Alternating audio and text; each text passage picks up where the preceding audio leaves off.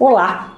Um dos meus objetivos aqui no canal é sempre que possível trazer livros que não são muito conhecidos e que são muito bons, ou ainda livros que têm uma característica de qualidade que chama muito a atenção. E, claro, se ele tem essa característica, ele o diferencia dentro dessa infinidade de livros que existem, né, que a gente tem certeza absoluta que nós nunca vamos conseguir ler tudo.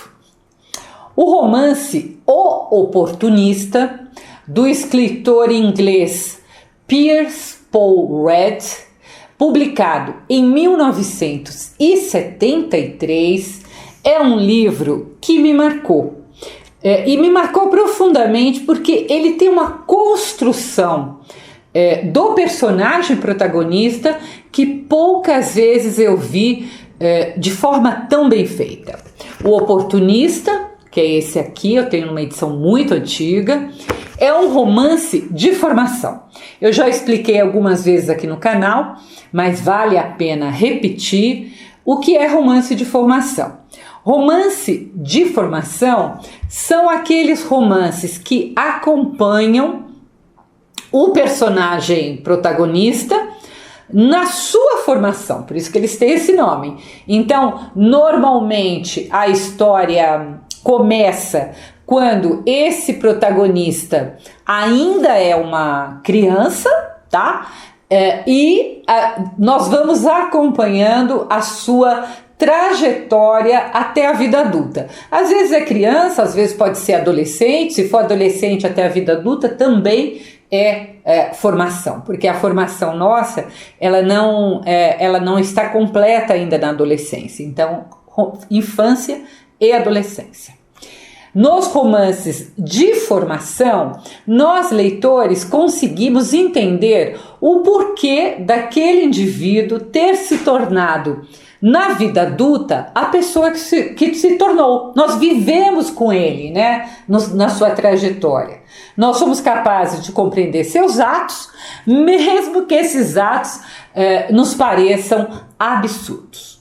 Mas antes de falarmos do Oportunista, vamos conhecer um pouco melhor o escritor da obra. O Piers Paul Read, na data em que eu gravo esse vídeo, que é 2026, ele é vivo e ele tem 84 anos. Ele começou a publicar em 1966, década de 60, mas foi nas décadas seguintes que ele escreveu romances de muito sucesso. E ele tem por marca, né, usar fatos reais, como por exemplo a tragédia de Chernobyl ou o acidente aéreo dos Andes, né? Ele tem um livro que aqui no Brasil recebeu o nome de Os Sobreviventes, a tragédia dos Andes, que relata a saga em que um time de rugby do Uruguai, chegou a comer carne humana, claro, dos mortos, né, dali num acidente, para sobreviver por mais de 70 dias na Cordilheira dos Andes. O seu livro vendeu, esse livro sobre a tragédia dos Andes, vendeu mais de 5 milhões de exemplares e foi adaptado para o cinema. Depois eles fizeram outras adaptações. Eu estou falando da primeira adaptação para o cinema. Outro livro seu, como por exemplo Os Templários, também foi baseado em pesquisa, né, pesquisa histórica, e é muito interessante para quem deseja conhecer um pouco mais sobre essa poderosa ordem militar religiosa cristã, né, que existiu na Idade Média. Ela ficou ativa entre, se não me engano, 1118 mais ou menos a 1312. E ela existia para proteger peregrinos na Terra Santa, e eles se tornaram então os monges, né, guerreiros famosos, e eles usavam aquelas mantas com a cruz vermelha, né, eram brancas com a cruz vermelha. Você viu um monte de filme que tem. Aliás, eu acho que talvez por ter estudado em colégio de monges beneditinos, A religião cristã é uma influência bastante grande na obra desse escritor. E ela também vai aparecer no nosso livro, que é o vídeo de hoje, O Oportunista, né? Realmente é uma influência muito forte. Bem, vamos lá. Depois dessa breve introdução do escritor, vamos à história. Hilary Fletcher é filho único de um clérigo anglicano pobre. Seu nome já é estranho e envergonha um pouco ali o menino, ele é uma criança, porque comumente Hilary é um nome de menina, tá? No início do romance, ele e seus pais acabam de se mudar para uma pequena vila em Yorkshire, onde o pai do Hilary será o clérigo ali da vila, né? Mas ele sempre foi um clérigo obscuro, sem muito talento, né? Ele só conseguiu esse cargo com a influência de um conhecido seu da época do exército, chamado Sir Edward Metherhall, um rico propriedade de terras ali da região. Eles serviram juntos os dois no exército. Ele era capelão, aliás, no exército. O pequeno Hilary começa então a conviver com a abastada família Metherhall, que tem 2 filhos de idade próxima, um chamado Mark e a menina chamada Harriet. Embora o Hilary seja educado, seja inteligente, o tempo todo ele é constantemente lembrado da sua posição social inferior.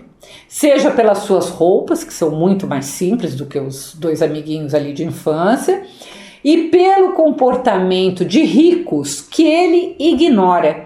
E por ignorar, ele comete muitos deslizes que o envergonham. Então, isso só 2 coisas, mas tem um monte de coisa que ele vai percebendo. E essa exclusão e a inveja, né, da riqueza e do status dessa família, dos Metherhalls, aos poucos, dia após dia, vai se tornando o ponto central da sua existência, tá? Ele deixa até de brincar com os primos que eram pobres ali da região. Para piorar, quando eles crescem um pouco, enquanto Mark é enviada para a prestigiosa escola Eton, que recebe os filhos da nobreza e elite britânicas, o Hilary ele vai para uma escola religiosa que era para os filhos de clérigos. Só que ele detesta essa escola, porque essa escola é como uma prisão, não tem qualquer carinho, os diretores, os professores não têm qualquer acolhimento. E aqui eu abro um parênteses para você prestar atenção como as escolas podem ser instrumentos eficazes de separação de classes. Então, enquanto as escolas públicas ou escolas até particulares muito mais baratas acolhem os estudantes de classe baixa e não oferecem um ensino de qualidade porque não tem interesse em oferecer, porque não há o investimento devido. Quem é que vai investir se for escola pública? São os políticos, e os políticos não querem investir em educação, claro, temos exceções, mas a maioria dos políticos não quer, porque eles querem continuar dominando as massas, né? Então, quanto menos educação o povo tiver, para eles, melhor. Entretanto, no outro extremo, as escolas muito caras também são extremamente prejudiciais aos seus estudantes, tanto por manter o poder nas mãos de poucos, mas também quanto à formação de caráter do indivíduo, que ele vai viver em uma bolha onde todo mundo tem muito dinheiro, onde todo mundo tem poder, ele não passa qualquer adversidade e ele não cria resiliência para enfrentar os desafios da vida. E ele vai sempre achar que o dinheiro compra tudo. Então, quando eu digo que a nossa luta, né, quem é de educação, a luta tem de ser sempre por uma educação gratuita e de ótima qualidade para todos, em que as pessoas das mais diferentes origens possam conviver juntas, possam ser amigas em pé de igualdade. Então, como educadora, gente, é isso que eu acredito. E eu acho que esse é o cenário mais, mais apropriado para a formação de um indivíduo. Eu tenho muita dó de crianças que estudam em escolas muito, muito caras e acham e vão achar para o resto da vida que dinheiro é a coisa mais importante. Voltando à história, nessa época, então, da escola, o Hillary ainda tem um misto de inveja, mas tem também carinho para com os dois colegas de infância. Entretanto, na adolescência, ocorre o que a gente chama de ponto de ruptura. Quando o Hillary, ele se apaixona, ou aquela coisa de adolescente, né? Pensa estar apaixonado pela Harriet. Então, ao tentar se aproximar dela e do seu círculo social, ele é de alguma forma ali ridicularizado e rejeitado, que para ele é uma coisa cruel. Essa humilhação gera então um ódio profundo, não apenas pelos Matterhall, a família, mas por toda a classe alta britânica. E o Hillary, ele jura que ele vai subir na vida e vai retornar para destruir cada um daqueles que o desprezaram, tá? Então, isso está ali estabelecido no seu ser. A partir daí, então, há uma transformação radical no personagem, que, claro, ela não vai se dar de uma vez, de um dia para outro, mas ela vai de forma progressiva, a ponto do Hillary renegar qualquer valor moral ou ético. Não tem mais qualquer limite para jogar, roubar, ferir os outros ou matar para cumprir o seu desejo de enriquecer e de se vingar. Para usar uma palavra que está muito na moda, né? Isto é o niilismo, a total ausência de moral que se impõe para o personagem. Hillary usa o conhecimento dele, passou a infância e a adolescência no meio de gente rica, né? Então ele usa o conhecimento que ele adquiriu sobre as fraquezas da aristocracia para golpeá-la onde dói mais, que é no quê? Na honra e no bolso.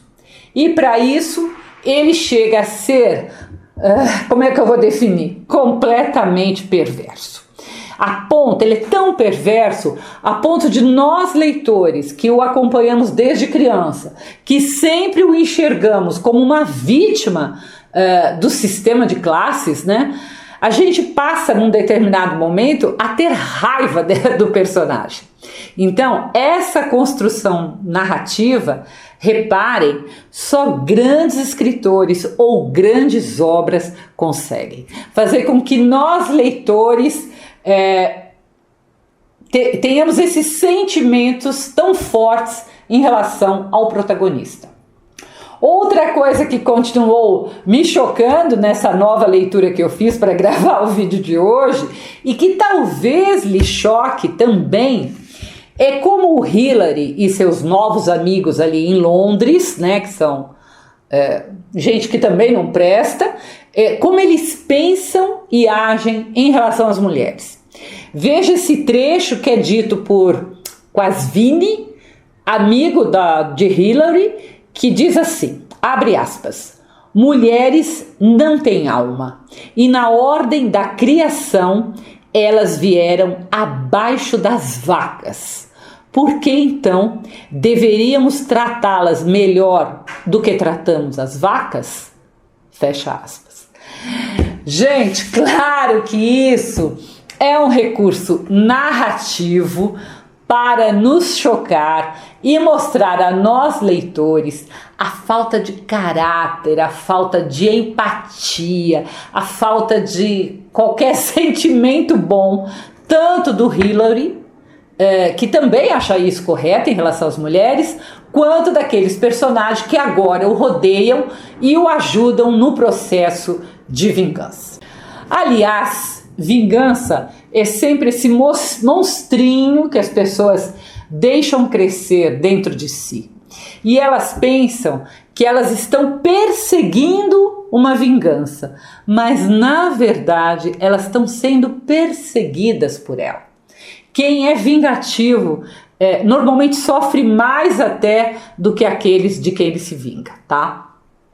Claro que eu não vou contar mais sobre a história, porque eu quero que você leia o livro, mas como eu disse no início, repare na construção praticamente irretocável do personagem protagonista em um romance de formação. O final do livro, eu tenho que lhe dizer, talvez não esteja à altura dessa construção de personagem, já que o autor, ele é um cristão convicto, ele escolheu um caminho que eu considero muito fácil para o desenlace da história. Mas isso, gente, não tira o mérito da leitura, que é do livro, que é muito prazeroso e fácil de ler, tá? Então eu recomendo que você leia O Oportunista. Ler O Oportunista é mergulhar em uma das obras mais sombrias e provocativas do Piers Pauret, e o livro não é apenas, uma história de vingança, mas ele é quase um estudo sobre como o ressentimento social durante muito tempo pode corroer a alma humana. O Hilary Fletcher não nasceu mal, ele é moldado pela estrutura de classe inglesa, tá? Então isso tenha sempre em mente. Ninguém nasce mal, né? As pessoas, elas vão vivendo e vão se transformando, a não ser que seja um psicopata, um problema físico, aí é diferente. É isso. Se você quiser conhecer minhas crônicas, eu as publico todas as terças-feiras no meu site www.miriambevilacqua.com.br. Eu ainda vou falar de outros livros desse autor e sempre é uma boa escolha, uma escolha de leitura muito tranquila, tá? Não é um grande clássico, mas é um escritor muito prazeroso. Escreva se você quer alguma obra em particular, deixe seu like, seu comentário e muito obrigada.